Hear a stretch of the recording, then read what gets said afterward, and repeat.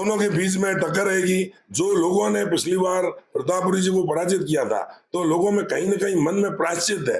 लोगों को कहीं लगता है कि एक बार जो है वह प्रतापपुरी को विधायक बना करके भेजे, तो उनका जो है पूरा प्रयास इस बार रहेगा। टिकट वितरण में अगर किसी राजपूत को टिकट मिलेगी तो मुझे लगता है कि इस बार वो एक हो जाएंगे।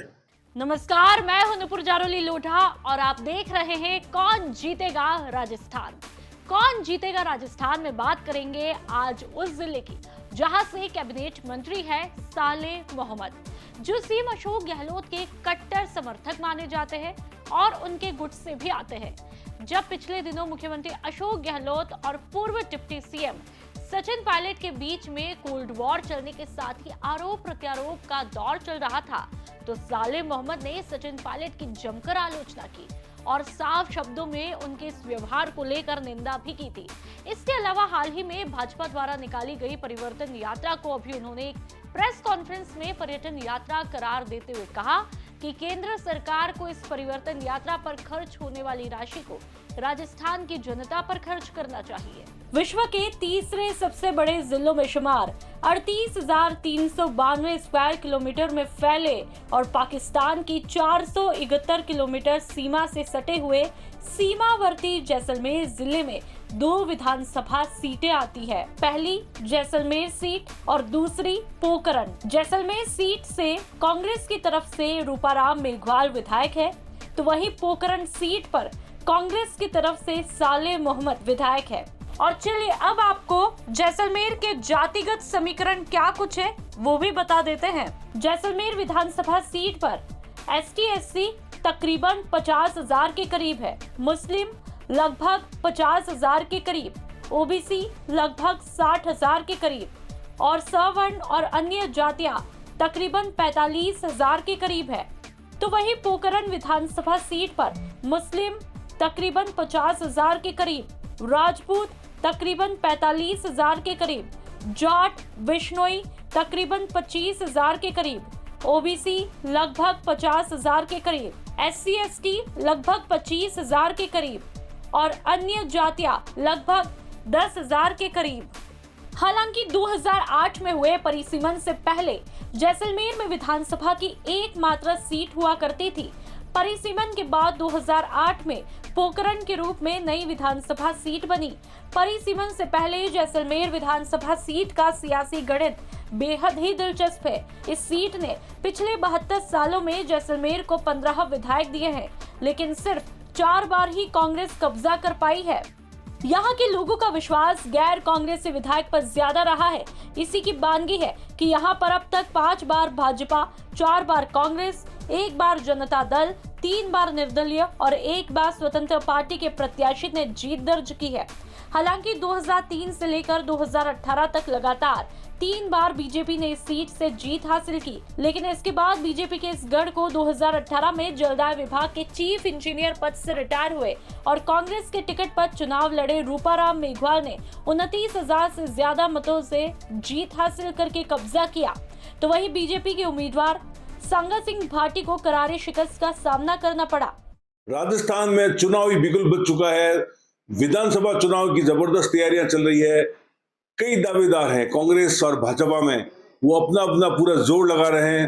हालांकि टिकट नहीं मिले हैं, टिकट की घोषणाएं नहीं हुई है, लेकिन अभी भी जो है जो प्रत्याशी दावेदारी है वो पूरे फील्ड में जा रहे हैं, लोगों से जनसंपर्क कर रहे हैं। हम पूछेंगे, मेरे साथ है एक वरिष्ठ पत्रकार ओम भाटिया जी, जो कई सालों से, कम से कम 28-30 साल से जैसलमेर में पत्रकारिता कर रहे हैं और राजनीतिक जो पत्रकारिता है वो भी इनकी महारत मानी जाती है। इनसे पूछेंगे किस तरह की जो अभी हालात हैं, जो वर्तमान में विधायक है वो किस सीट पे जीते थे, जनरल सीट थी, OBC सीट थी, सब इनसे बात करेंगे। पूरे मेरे की जो विधानसभा दो विधानसभा है जैसलमेर और पोखरण, दोनों के बारे में इनसे बात करेंगे। स्वागत है ओम जी आपका। नमस्कार जी। आप जैसलमेर काफी महत्वपूर्ण एक सीट मानी जाती है और अभी चुनाव की तैयारी चल रही है, तो अभी जो वर्तमान में जैसलमेर की जो सीट है, पहले हम जैसलमेर की बात करेंगे, तो किस तरह की तैयारी है, कौन दावेदार है? जैसलमेर में चूंकि अभी विधानसभा चुनाव में 3-4 महीने का समय शेष बाकी है, तो अभी तो जो टिकट के दावेदार हैं, जो अपने को दावेदारी प्रस्तुत कर रहे हैं। और जो बड़े बड़े नेता हैं, प्रदेश के नेता और सेंट्रल के नेता जिनके हाथ में टिकट देने को है, उनके आगे और जनता में अपना चेहरे को परिचित करने के लिए अपने नाम की दावेदारी कर रहे हैं। तो कहने को यदि हम बात करें तो कांग्रेस में भी जो है टिकट के दावेदार हैं और बीजेपी में भी दावेदारों की बहुत बड़ी लंबी संख्या है। बात भाजपा में करें तो बहुत बड़ी लंबी सूची है, थोड़े दिन ही नहीं निकलते और एक नए प्रत्याशी, नए दावेदार का जो है नाम और लोगों की जबान पर चर्चाओं में आ जाता है। और हम यदि पहले शुरुआत में हम बात करें तो भाजपा में जो है वह दो पूर्व विधायक छोटू सिंह और सांग सिंह, यह दोनों प्रबल दावेदार हैं। छोटू सिंह का नाम भी जो है बताया जाता है कि सर्वे में, चूंकि यह एक आम लोगों में चर्चा का विषय होता है, कुछ जानकारी किसी के पास में नहीं होती, लेकिन उनका नाम कहीं ना कहीं चर्चाओं में सबसे आगे बताया जाता है। और उनके सामने जो है दूसरा नाम है वह सांग सिंह का है। लेकिन हम चर्चा लोगों की जो पार्टी और जो संगठन है उसकी गतिविधियों पर ध्यान दें तो इस बार सांग सिंह की बजाय उनके बेटे ऐदान सिंह का नाम जो है वह बहुत जोरों से चर्चाओं में है और बहुत आगे भी है। युवा भी है, उत्साही भी है, ऊर्जावान भी है और हम देख रहे हैं कि पिछले कुछ सालों से वह कई धरने आंदोलनों का जो है नेतृत्व कर रहे हैं। कांग्रेस में क्या स्थिति है? कांग्रेस में चूंकि वर्तमान में सीट कांग्रेस विधायक रूपाराम जी के पास में है और वह 2 चुनाव लड़ चुके हैं। एक चुनाव में मामूली अंतराल वोटों में छोटू सिंह जी से वह पराजित हुए थे और दूसरे चुनाव में जो है उन्होंने बड़े अंतराल से सांग सिंह के सामने जो है जीत हासिल की थी। तो एक मोटे तौर पर विधायक रूपाराम जी का नाम तो जो है प्रमुख है, लेकिन उसके बाद में भी हम चर्चा करें तो दावेदारों की कमी यहाँ पर भी नहीं है। ठीक है, उनके दावे भाजपा के प्रत्याशियों दावेदारों की तरह उतने मजबूत नहीं है। ST/SC का विधायक है रूपाराम जी, जो है जनरल सीट है। चूंकि जैसलमेर में जातीय समीकरण यूं तो हर अपने दल में महत्व रखते ही है। भाजपा में हम यदि बात करें तो राजपूत जो है वह प्रमुख भूमिका भाजपा में निभाता है। एक समय था जब भाजपा का मतलब राजपूत और राजपूत का मतलब भाजपा हुआ करता था, लेकिन कुछ जो है वह राजपूत कांग्रेस की तरफ भी जो है रुख किए हुए हैं। लेकिन जहां तक मुझे याद है सन 77 के बाद में जो है कोई राजपूत कांग्रेस से, जहां तक मेरी याददाश्त है 77 से पहले की बात नहीं करता कि कभी कोई राजपूत कांग्रेस से नहीं जीत पाया है। जैसलमेर के लोगों ने जो है रूपाराम जी को पिछले चुनाव में 30,000 वोटों से जो है वह विधायक बना करके भेजा, क्योंकि यह पूरे प्रदेश में और देश में भी जो है वह अपने वर्ग के एक राष्ट्रीय अध्यक्ष भी हैं, तो इनका बड़ा दबाव है। और वर्तमान में चूंकि इनके जो गॉडफादर है वह हरीश चौधरी है और हरीश चौधरी की जो नजदीकता गांधी परिवार से इन दिनों बढ़ी है, तो इस वजह से यह कहीं लगता नहीं है, लेकिन ऐसा लगता नहीं है और यही लगता है कि सब कुछ ठीक ठाक रहा तो जो है वह विधायक रूपाराम की टिकट निश्चित। मोमडेस कम्युनिटी है, वो भी मतलब ST/SC और मोमडेस जहां मिलके होती है वही जीतता है, जनरली यही बात आती है। नहीं, यह मिथक जो है इन्होंने अभी पिछले पंचायत चुनाव में तोड़ा और पंचायत चुनाव में फकीर परिवार की और धंधे परिवार की खुल करके जो है लड़ाई वह सड़कों पर आ गई थी। एक महत्वपूर्ण पोकरण के बारे में बात करने दो। पोकरण में क्या हालत है? पोकरण कितने समीकरण है? अभी वर्तमान साले मोहम्मद जो कैबिनेट मंत्री है वो विधायक भी है, मंत्री भी है, और लास्ट टाइम उन्होंने जो है प्रतापपुरी जी महाराज जो हराया था, तो अभी क्या स्थिति है? कांग्रेस की सीट के ऊपर इस बार जैसलमेर की नजर नहीं वरन पूरे देश की नजर रहेगी कि जब पोखरण से प्रतापपुरी जो है साले मोहम्मद के हाथों पराजित हुए थे, तो जिस दिन परिणाम हुआ था आया था तब हम जो है वह कलकत्ता, पुरी और वहां की यात्रा पर थे और वहां तक लोगों ने जब परिणाम आए तब लोगों ने हमें पूछा कि आप वहां जैसलमेर से आए या आपने क्या कर दिया, एक बाबा को जो है आपने पराजित करवा दिया। तो मतलब हमें मालूम पड़ा कि उस परिणाम के ऊपर पूरे देश की नजर लगी थी। तो इस बार चुनाव के साथ में ही पूरे देश की नजरें जो है वो पोखरण विधानसभा में लगी रहेगी और यह जैसलमेर और राजस्थान की नहीं वरन देश की हॉट सीट होगी। और यदि हम बात करें तो इस बार जो टिकट है वह साले मोहम्मद की टिकट बिल्कुल निश्चित तौर पर पक्की मानी जा रही है। कोई राजनीति में उलटफेर हो जाए जिसकी संभावनाएं बनी रहती है तो कहा नहीं जा सकता। वैसे साले मोहम्मद की टिकट तय है और वैसे के वैसे जो है प्रतापपुरी जी की भी टिकट तय मानी जा रही है। पोखरण से वैसे शैतान सिंह का नाम, जो पूर्व विधायक रह चुके हैं, उनका नाम भी लिया जा रहा है। लेकिन जिस प्रकार से पराजित होने के बाद में भी उन्होंने इस क्षेत्र को छोड़ा नहीं। लोगों को था कि अब वो राजनीति छोड़कर फिर जो है धर्म के क्षेत्र में चले जाएंगे, लेकिन उन्होंने जो है धर्म का क्षेत्र तो अपना ही रखा है, भगवा पहन रखा है, लेकिन राजनीति का चोला भी उन्होंने उतारा नहीं। और राजनीति चोले के साथ में वह आज गांव गांव ढाणी ढाणी दिन प्रतिदिन जो है वो लोगों के पास में पहुंच रहा है। अंतिम बार राजनीतिक समीकरण किस टाइप के हैं पोखरण में?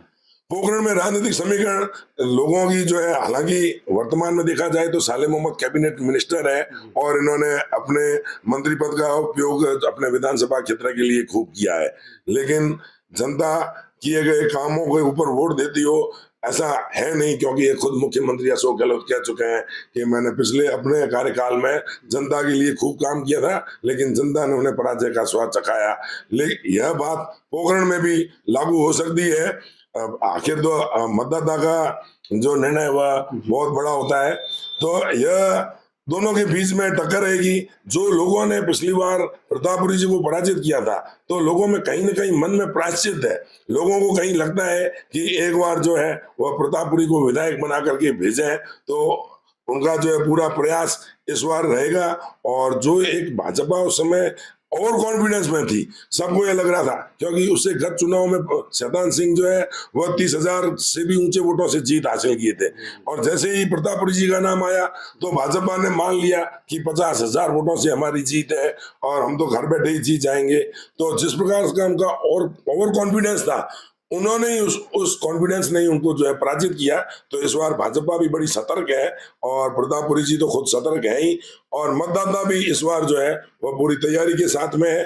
देखते हैं कि वह जो है साले मोहम्मद के साथ निभाती है और या प्रतापपुरी जी के साथ में जो पिछली बार हुआ उसका प्रायश्चित करती है। यह तो आने वाला परिणाम ही बताएगा। जैसलमेर विधानसभा सीट में मुख्यतः जातिगत समीकरण से ही उम्मीदवार जीतता आया है। सामान्यतः मुस्लिम और ST/SC के वोटों का गठबंधन होने पर उनका उम्मीदवार ही जीतता आया है।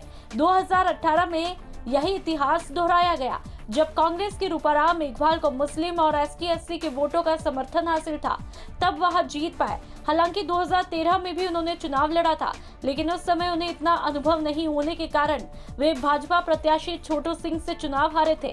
लेकिन इस बार भी हो रहे विधानसभा चुनाव में कांग्रेस में विधायक रूपाराम ने अपना दावा प्रस्तुत किया है। उनका कहना है कि उन्हें मुस्लिम और ST/SC के साथ 36 कौमों का समर्थन प्राप्त है। अब ये देखने की बात है कि वे लगातार दूसरी बार चुनाव जीत पाते हैं या नहीं। हालांकि जैसलमेर में दूसरी बार विधायक बनने वाले गिने चुने ही नेता है। दोबारा जीत हासिल करना बेहद ही मुश्किल होता है। 1957 में निर्दलीय चुनाव लड़ने वाले हुकुम सिंह ने कांग्रेस के उम्मीदवार सत्यदेव को करारी शिकस्त दी थी। हालांकि 1962 में हुकुम सिंह कांग्रेस में आए और कांग्रेस के टिकट से लगातार दूसरी बार विधायक बने। इसी तरह 2008 से लेकर 2018 तक दोनों चुनावों में लगातार भाजपा के उस समय के विधायक छोटू सिंह ने लगातार जीत हासिल की थी, जबकि अगली बार 2018 के चुनाव में भाजपा ने सांग सिंह को चुनाव में उतारा था, लेकिन वे हार गए थे।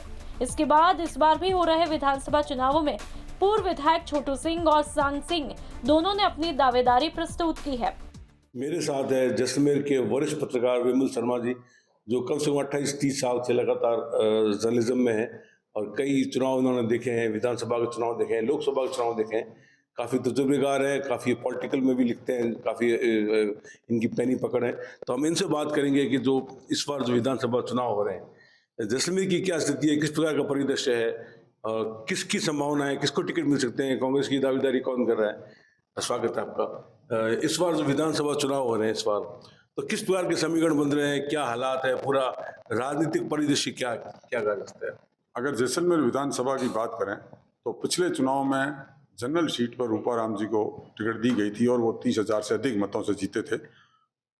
जैसलमेर विधानसभा सीट में मुस्लिम, SC/ST मेघवाल, इनका एक गठबंधन है जो हमेशा एक साथ रहता है। इसके साथ OBC अगर भारी मात्रा में जुड़ती है तो कांग्रेस की लगभग जीत तय हो जाती है, जैसा कि पिछली बार हुआ है। पिछली बार कांग्रेस के साथ OBC भारी संख्या में जुड़ी ज़्यादा लोग जुड़े, जिससे वो एक तरफा और बहुमत से जीते। इस बार रूपाराम जी की टिकट लगभग तय मानी जा रही है और वो और उनके परिवार चुनाव प्रचार में जुट गए हैं एक तरह से। और भाजपा की स्थिति जैसलमेर में ये है कि जैसलमेर में भाजपा के उम्मीदवारों की संख्या ज़्यादा है, दावेदारों की संख्या ज़्यादा है जो अपना दावा कर रहे हैं। भाजपा ये सोचती है कि हम एक ऐसे युवा को टिकट देवें जो कम से कम आगे के 20 साल की राजनीति में हमारे काम आए। तो उसको देखते हुए तलाश की जा रही है कि किस युवा को टिकट दे या किस तरह से दे। आज के हालात देखें तो रूपाराम जी की स्थिति बहुत अच्छी लग रही है, क्योंकि सामने किसी प्रकार का कोई कैंडिडेट नहीं है।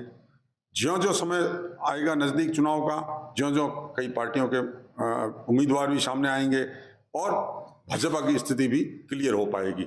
मगर वर्तमान में देखा जाए तो रूपाराम जी और उनका परिवार पूरी तरह से चुनाव प्रचार में यह मानकर चल रहा है कि उनकी टिकट पक्की है।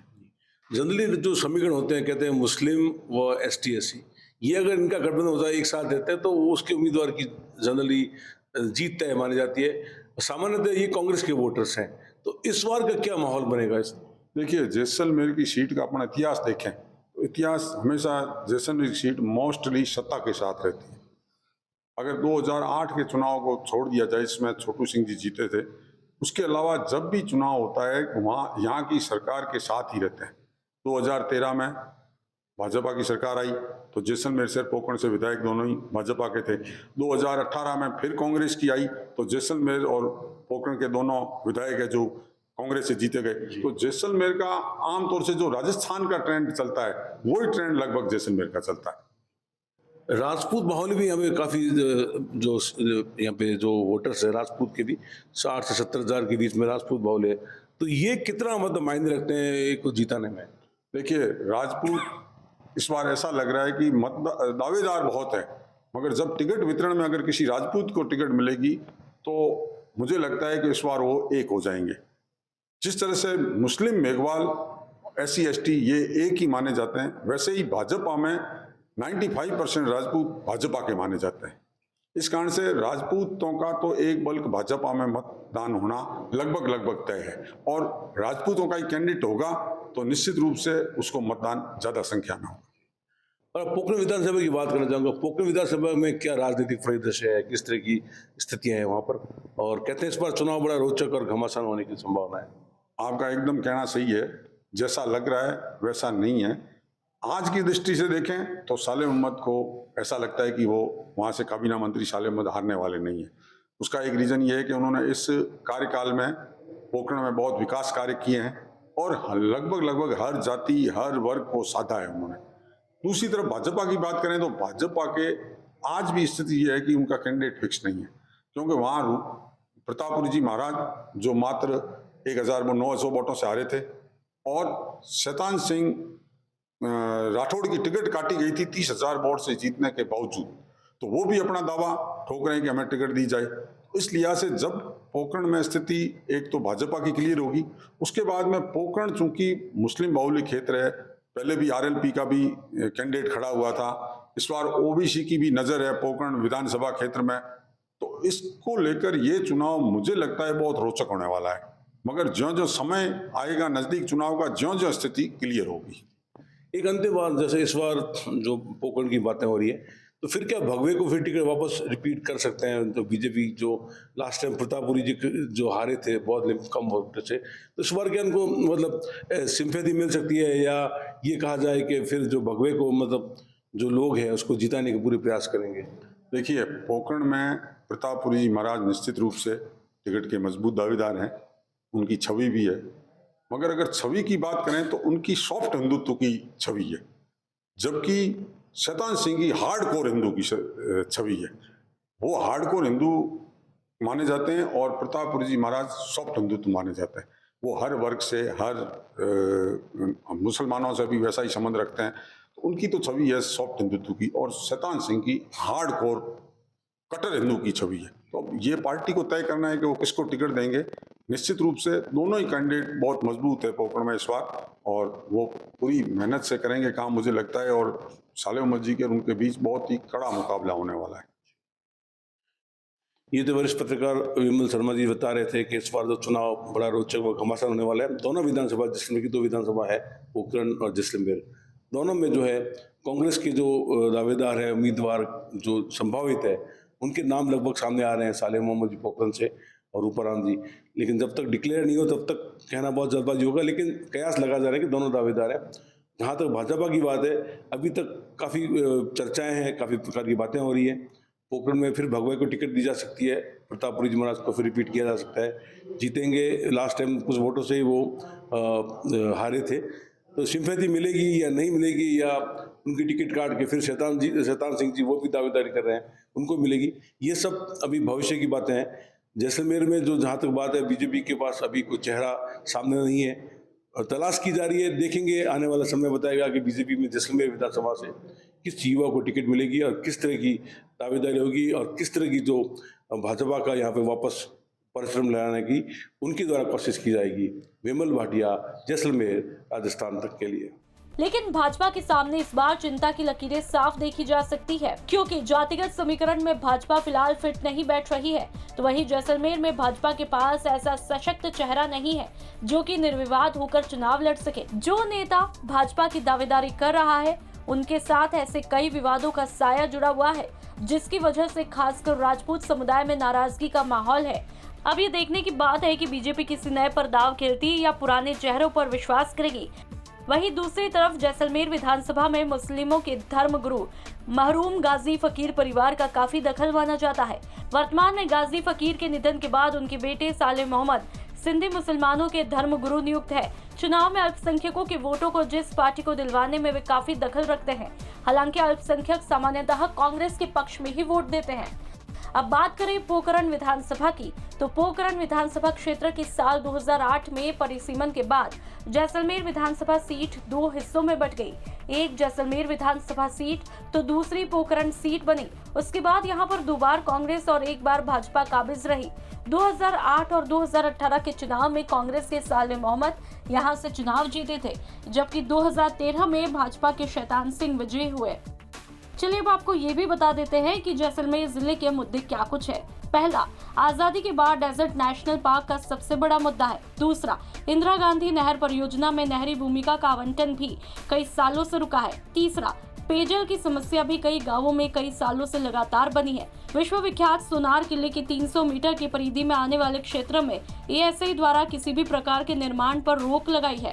राजस्थान तक के लिए जैसलमेर से विमल भाटिया की रिपोर्ट।